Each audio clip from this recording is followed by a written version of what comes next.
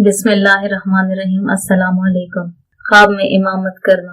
अगर कोई शख्स ख्वाब में देखे कि किसी कौम का इमाम बना है, हालांकि वो इमामत का अहल नहीं है, तो इस कौम का सरदार होगा और सब उसके ताबे होंगे, जैसे मुक्तदी नमाज में इमाम के ताबे होते हैं। और अगर देखे कि एक गरोह जमात के लिए तैयार है और उसको कहा कि हमारा इमाम बन जाओ, बादशाह ने उसको इमाम बनने का हुक्म दिया और आगे बढ़कर इमाम बना, तो दलील है कि इस मुल्क का हाकिम और अमीर होगा और उनके साथ उसी कदर अदल और इंसाफ करेगा जिस कदर की किबला की रास्ती और नमाज में रुकू सजूद की बाकायदगी है।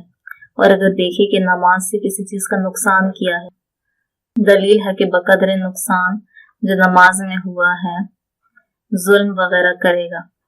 हज़रत इब्न सीरीन रहमतुल्लाह अलैह फरमाते हैं, अगर कोई देखे कि बैठकर इमामत करता है तो दलील है कि बीमार होगा, और अगर पहलू पर बैठा है और नमाज में कोई चीज पड़ी है तो दलील है कि जल्दी मरेगा और लोग उसकी नमाज जनाजा पढ़ेंगे। और अगर इमाम को ख्वाब में देखे तो दलील है कि इमाम की कदर और मर्तबे के बराबर इज्जत और शर्फ पाएगा। और अगर देखे कि इमाम को वलायत दी है या इमाम के साथ घर में गया है या इमाम ने उसको कुछ बख्शा है या इमाम के साथ खाना खाया है, तो दलील है कि इसी कदर सो गम पहुंचेगा। हज़रत जाबिर मग़रिबी रहमतुल्लाह अलैह ने फरमाया है, अगर कोई शख्स देखे कि इमाम के साथ जहाद में था तो दलील है कि दौलत और वलायत में उसके साथ शरीक होगा।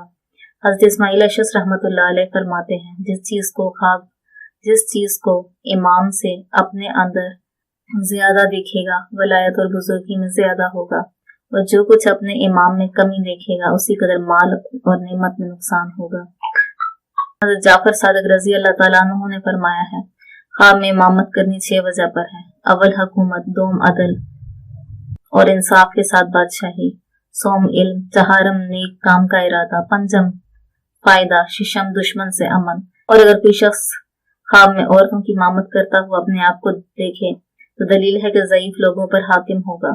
और अगर देखे कि इमाम आसमान से उतरा है और जमात का इमाम बना है तो दलील है कि इस जमीन पर खुदा ताला की रहमत नाजिल होगी।